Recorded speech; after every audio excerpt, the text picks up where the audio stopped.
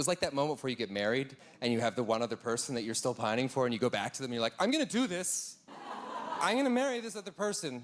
And are you gonna say something now or forever hold your peace? Hi, I'm Ryan Reynolds, and welcome to my mountain television software demo stunt. I thought I was here to promote my small business. We'd also like to see you eat the peppers. There's a full medical. Okay. I got it. When's it gonna be out? About 10 or 15 minutes. How long's it been? You got ice cubes? Welcome back to my channel. It seems that if you're Ryan Reynolds and your marketing company is responsible for promoting a film, things can get a bit messy. For instance, they took over the marketing for the movie It Ends With Us from Sony and Wayfair, claiming they would handle it for free. However, they ended up charging both Wayfair and Sony for their services.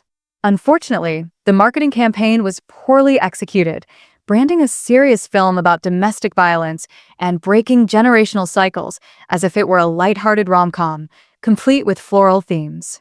This misstep not only tarnished his wife's reputation, but also led her to avoid discussing the film's serious themes on the red carpet.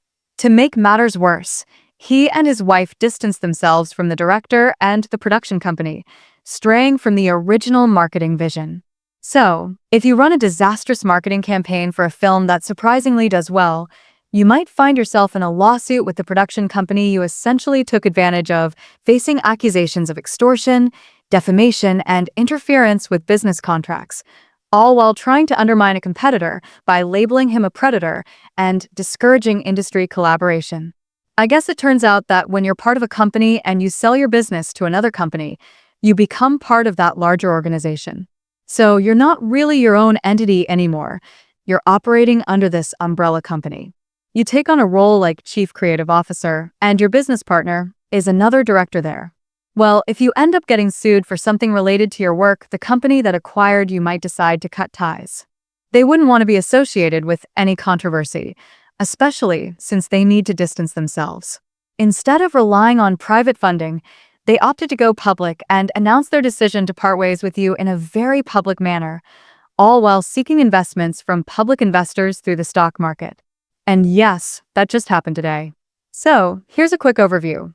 Ryan Reynolds launched his company, Maximum Effort Marketing, in 2018 with his business partner George Dewey. They were acquired by a software advertising company called MNTN, or Mountain.com, in 2021, and the acquisition was announced through The Hollywood Reporter. It basically stated that Maximum Effort would focus on maintaining its identity as an agency within MNTN, with Ryan Reynolds serving as MNTN's Chief Creative Officer. George Dewey would take on the role of Chief Brand Officer while still being the president of Maximum Effort. So, Maximum Effort operated as an agency under the parent company MNTN, while Maximum Effort Productions remained an independent entity. At that time, Ryan Reynolds expressed his genuine passion for marketing, saying he was amazed by how enjoyable the process had been and how quickly they had grown. They aimed to secure a future for their marketing division that would allow them to keep moving quickly, having fun, and producing rewarding work. He was particularly impressed by the simplicity and speed of MNTN's technology, which made TV advertising accessible for those who couldn't afford upfront agreements. He believed that the merger of their companies would create a situation where 1 + 1 = 3, assuming his math was correct. Math was never his strong suit. They were coming together to help MNTN grow, while MNTN would support Maximum Effort in continuing its success with viral ads for brands like Mint Mobile and Match.com, which began in 2021. However, during their IPO, it was revealed that the officers and directors of the firm weren't earning much, as the company had actually lost a significant amount of money last year, quite a bit more than the previous year. There was still a lot going on, and they ended up breaking up with him on February 28th. What I find interesting is that Mountain Incorporated released their initial offering for the IPO to go public. As you sift through the documents, which are pretty dull and most people probably won't care about, Ryan Reynolds' name doesn't appear anywhere. He isn't listed as a director, and his position or salary isn't mentioned in any of the filings. I'm not sure if he was even paid for this role since it was a standalone agency, but he definitely isn't on the director's list for a salary. The CEO of the company had a reported salary of $600,000 last year, which isn't a huge amount for a startup that hasn't been around for long. The reason they're pursuing this initial offering is that they're growing but need more capital, and they aren't getting enough from private investments. So, they're turning to stockholders and buyers to invest in their company. It's a Class A stock, but to do this, they have to disclose pretty much everything about their company. One of those requirements is to note any pending lawsuits or any that could potentially lead to bankruptcy or litigation issues. While maximum effort isn't mentioned in the lawsuit, it would be reasonable to assume that Ryan Reynolds, as one of the owners of Maximum Effort on paper, is involved, especially since his company is valued at $400 million. Ryan Reynolds, acting as the director and sort of CEO of Maximum Effort, is facing accusations of extortion. This situation would need to be disclosed to investors if they were considering investing in this product. For an IPO, as everything within the company becomes public once it goes public. What I'm discovering about Ryan's business ventures is that many of them are extremely high-risk startups. A lot of it seems to be a smokescreen because they aren't profitable, or if they are, he isn't really making a significant income from them. Instead, he's gaining exposure without paying for marketing. He creates promotional content, but doesn't compensate the people who appear in his commercials, promising them exposure instead. This was revealed in his Hulu documentary, where he mentioned having a friend film something for his marketing company without any payment, stating, "He promised me exposure." This isn't the best way to run a business. If you can't pay the people in your ads, it might explain why he's always featuring in them himself. After all, you're essentially paying for him anyway. Many of the companies he's investing in are high risk, and some don't yield returns. For instance, he's losing money on his investment in the football club, although he does make money on certain products, like when he transitioned from Mint Mobile to T-Mobile, he sold aviation gin. But the deal for aviation gin heavily depends on the product's market performance. They primarily bought the gin because of his personal brand, and similar to what happened with Diddy, when his brand took a hit, so did the financial returns. On paper, it may seem like he has substantial wealth due to potential earnings from these deals, but those figures are contingent on actual performance, making it a high-risk situation. Additionally, not all of it is in cash. In some instances, he received shares in a company. Last week, I mentioned Fubo, the platform he invested in back in 2022, which ended up dropping him. Now, MNTN, the marketing agency he was associated with, has also let him go due to financial losses and their plans to go public. His lawsuit involves Maximum Effort, so I can only speculate that the timing is related to these legal issues, indicating that his brand has become a liability. This doesn't mean they can't collaborate in the future, but they won't have an active role in the company. It seems they will be doing consulting work instead, allowing them to maintain their independence and minimize any financial risk for MNTN. A lawsuit could see Maximum Effort added to it, as Justin Bone has the option to include Maximum Effort as part of the extortion claim.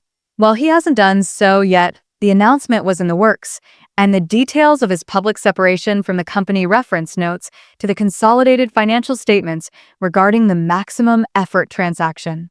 The company has established a new arrangement to maintain its relationship with Maximum Effort, having entered into an agreement on February 28, 2025, to transfer its interest in Maximum Effort to an affiliate of its original owner. This transaction is anticipated to close on April 1st, 2025. As part of this deal, the company will sign a service agreement that allows Maximum Effort to continue providing creative services, even though they will no longer be owned by the company.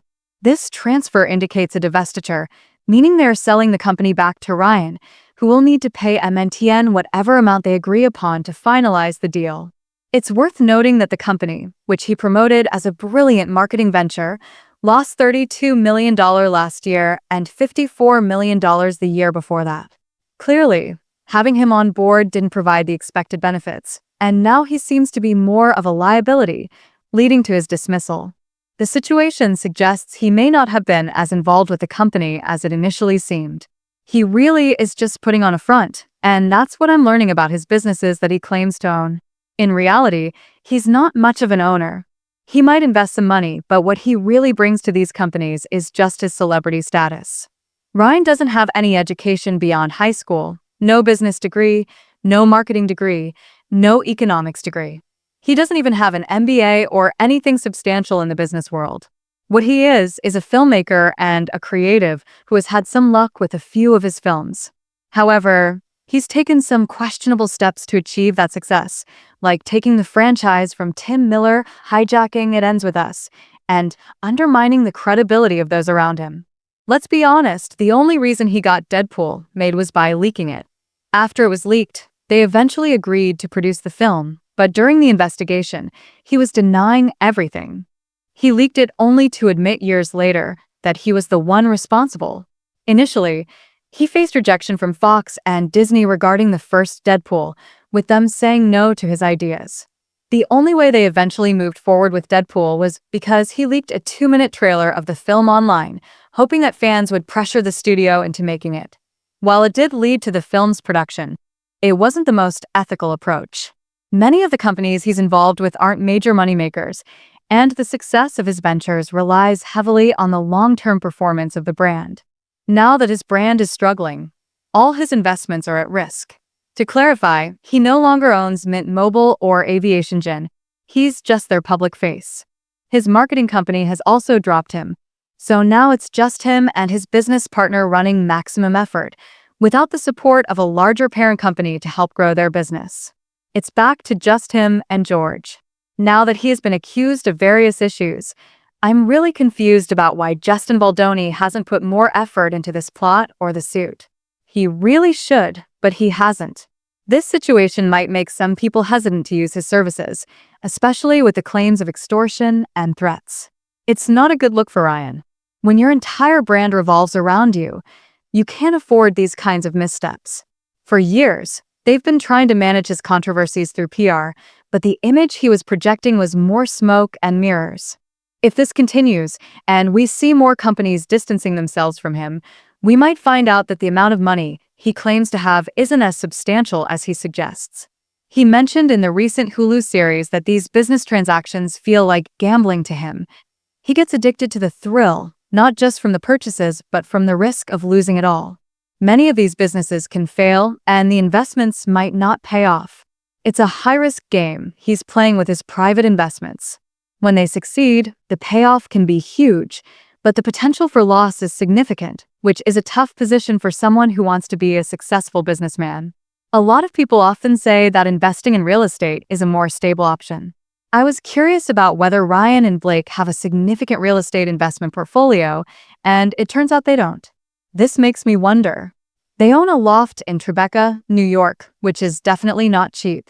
I'm not sure how much they paid for it, but Justin Timberlake sold his penthouse in the same building this year for $29 million. I doubt their loft is the same size as his, but still, these properties are expensive.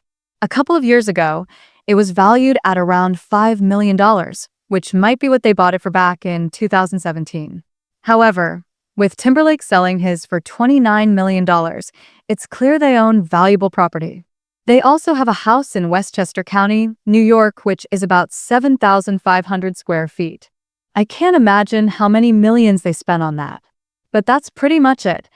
They don't have a vast portfolio of homes. They don't own properties in Paris, LA, or Washington like many celebrities do, who often invest in real estate as a safer bet compared to businesses. It seems Ryan is opting for riskier investments, which might not be paying off. If he loses this lawsuit, he could potentially lose everything, up to $400 million. If Justin were to win that amount, Ryan and Blake could face bankruptcy. Given they have 4 kids, it would be wise for him to be more cautious with his investments. Just because someone is a Hollywood actor doesn't guarantee they'll be a successful business owner, and we've seen this happen repeatedly. Great on screen, but not always the best at making business decisions. If you watch the Re-Exam series, Ryan seems completely out of his league. He doesn't really do much. It's his partner, Rob, who handles most of the day-to-day operations. Sure, they have hired help, but Rob is the one actively involved while Ryan just looks good. It's odd because for someone who claims to be busy, he also comes off as incredibly lazy. I'm starting to think that a lot of Ryan Reynolds' public persona is just smoke and mirrors. It would be interesting if the financials were made public because I suspect they don't have as much money as they claim. I doubt Ryan really has $300 million.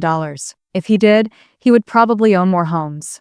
Yes, he's earned a lot from some films, but others he's produced have lost money, and he's even taken pay cuts. While he made a significant amount last year from Deadpool, you can't rely on a blockbuster like that every year.